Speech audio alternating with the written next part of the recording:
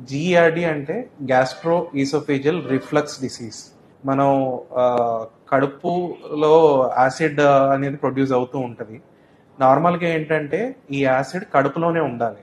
ఆ యాసిడ్ ఎప్పుడైతే ఛాతీలోకి వెళ్ళే అన్ననాళంలోకి వస్తుందో దాన్ని జీఈఆర్డీ అంటారు. దీనికి పలు కారణాలు ఉంటాయి.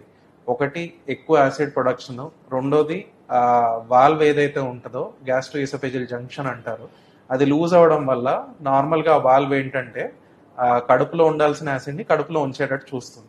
ఆ వాల్వ్ లూజ్ అవడం వల్ల ఏంటంటే ఈ యాసిడ్ పైకి తన్నేస్తూ ఉంటుంది.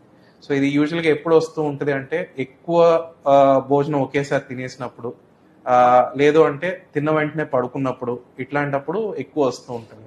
లేదా కారాలు మసాలాలు అవి ఎక్కువ తిన్నప్పుడు, స్మోక్ చేస్తున్నా, ఆల్కహాల్ చేస్తున్నా, బాగా పొట్ట పెరిగిన వాళ్ళకి అంటే ఒబేసిటీ, సెంట్రల్ ఒబేసిటీ అంటారు, వీళ్ళకి ఏంటంటే కడుపు మీద ఒత్తిడి ఎక్కువ ఉండడం వల్ల యాసిడ్ పైకి ఎక్కువ తన్నేసి దానివల్ల ఈ జీఆర్డీ అనే ఇబ్బంది వస్తుంది.